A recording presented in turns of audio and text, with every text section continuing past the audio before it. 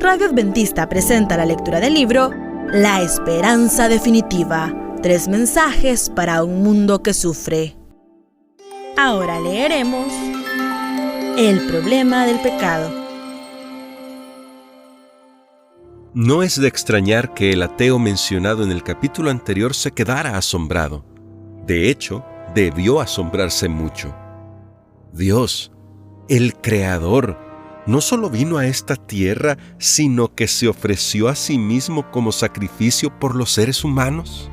¿Cuál era la situación aquí que era tan grave, tan mala, que requería el autosacrificio del Creador para resolverla? En cierto sentido, no es tan difícil ver lo graves que están las cosas. Por nosotros mismos no tenemos esperanza. Hace años falleció un conocido biólogo ateo de apellido Hamilton, amante del estudio de los escarabajos en las Amazonas. En el funeral, celebrado en Inglaterra, el elogio de su esposa fue en parte así: Bill, ahora tu cuerpo yace en el bosque de Witham, pero desde aquí llegarás de nuevo a tus amados bosques. Vivirás no solo en un escarabajo, sino en miles de millones de esporas de hongos y algas. Llevados por el viento más arriba de la troposfera, todos ustedes formarán las nubes y, vagando por los océanos, caerán y volarán hacia arriba una y otra vez, hasta que finalmente una gota de lluvia se unirá al agua de la selva inundada del Amazonas. ¿Flotando en esporas de hongos y algas? No es la perspectiva más emocionante, ni el final más glorioso de una existencia humana, ¿verdad? Pero, ¿qué otra cosa nos ofrece la vida en sí misma, sin que sea algo sobrenatural, algo divino? El autor japonés Haruki Murakami escribió: «Contemplo esta multitud incesante y apresurada e imagino una época dentro de 100 años. Dentro de 100 años todos los presentes, incluido yo, habrán desaparecido de la tierra y se habrán convertido en cenizas o polvo.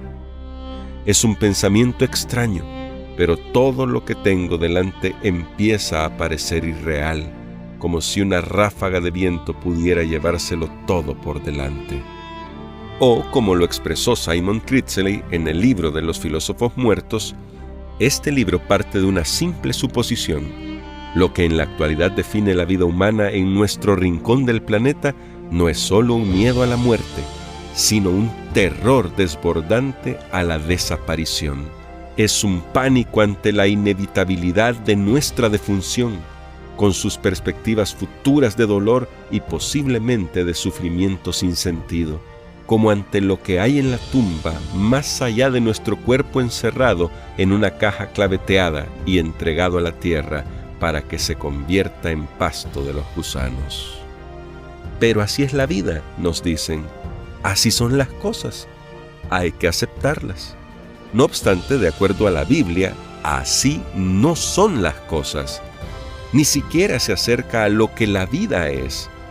El supremo propósito de que Jesús viniera a la tierra, de que Dios en la carne se convirtiera en uno de nosotros, era dar a cada ser humano la oportunidad de la vida eterna, la vida para la que hemos sido creados desde el principio. El mundo está equivocado, totalmente equivocado.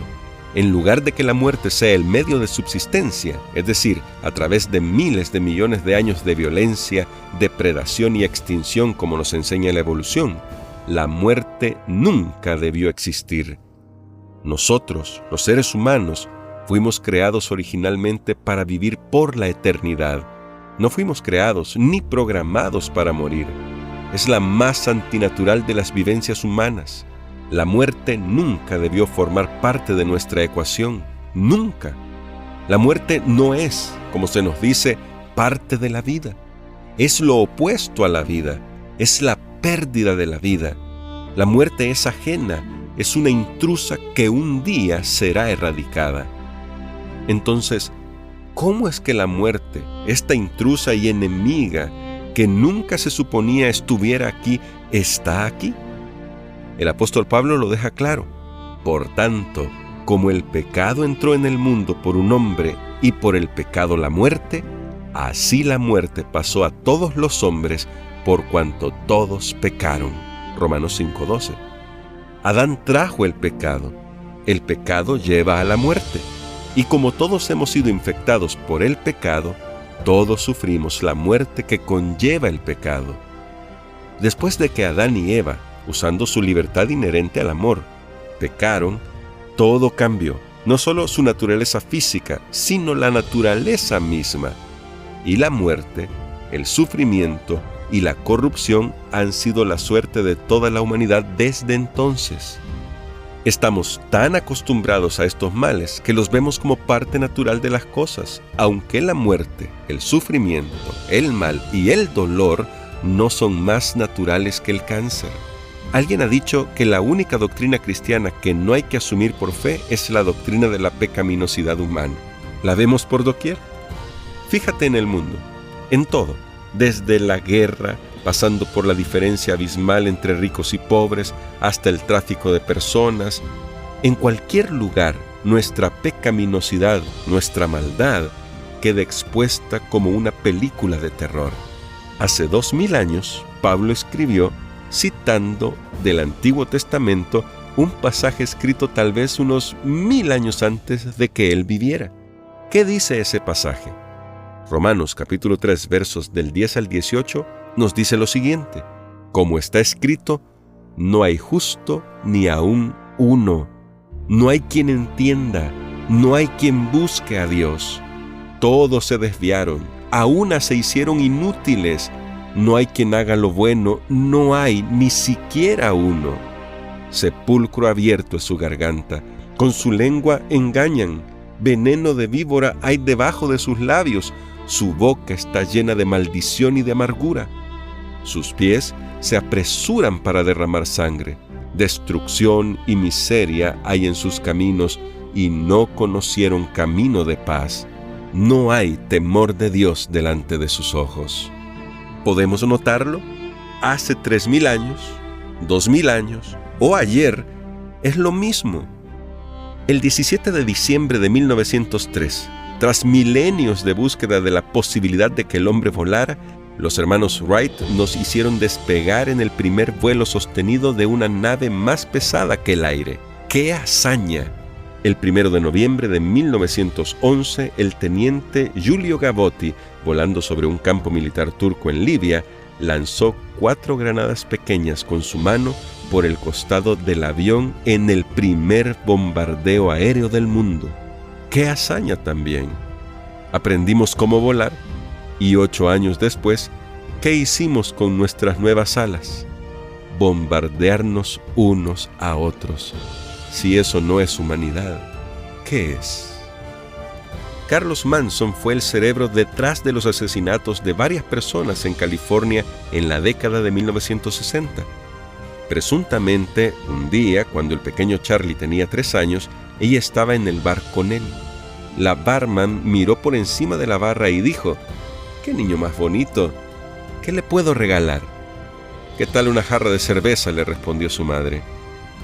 ¿Es de extrañar que el pequeño Charlie no llegara a ser un ciudadano modelo? Claro que no. Y los pecados de la madre resonaron más allá del bar también. Así es con el pecado. Entonces, ¿qué se logra después de 6000 años? Nuestro mundo actual. Pero alguien puede decir: «Yo no soy tan malo». Probablemente no. Pero ¿a quién le gustaría presentarse un día ante Dios, que conoce cada uno de tus pensamientos erróneos, cada uno de tus actos ocultos, cada una de las cosas que has hecho en secreto, cosas que deseas tanto que permanezcan ocultas, que preferirías morir antes de que fueran reveladas?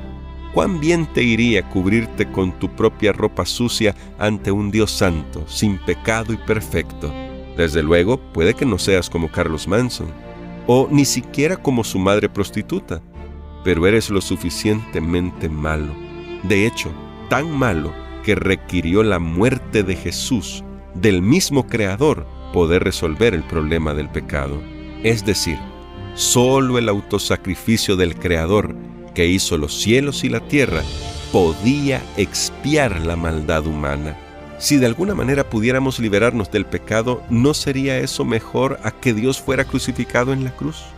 No obstante, la severidad del problema del pecado, del problema de la muerte, del problema de la maldad, se revela mejor por la severidad del costo para resolverlo. Jesús fue crucificado. Dice el apóstol Pablo: haya pues en vosotros este sentir que hubo también en Cristo Jesús. Él, siendo en forma de Dios, no estimó el ser igual a Dios como cosa a que aferrarse, sino que se despojó a sí mismo, tomó la forma de siervo y se hizo semejante a los hombres. Más aún, hallándose en la condición de hombre, se humilló a sí mismo, haciéndose obediente hasta la muerte y muerte de cruz. Filipenses capítulo 2, versos 5 al 8. El Evangelio, el sacrificio de Jesús, el Hijo de Dios, por quien asimismo hizo el universo, Él, que es el resplandor de su gloria, la imagen misma de su sustancia y quien sustenta todas las cosas con el poder de su palabra, es la solución. Solo Dios, alguien más grande que la creación, fuera de la creación, que la trascienda, solo su propio sacrificio podía expiar la creación. Esto es lo que encontramos en Jesús. Lo que hizo por nosotros es lo que conocemos como el Evangelio eterno. Hemos leído un capítulo del libro La Esperanza Definitiva. Hasta la próxima.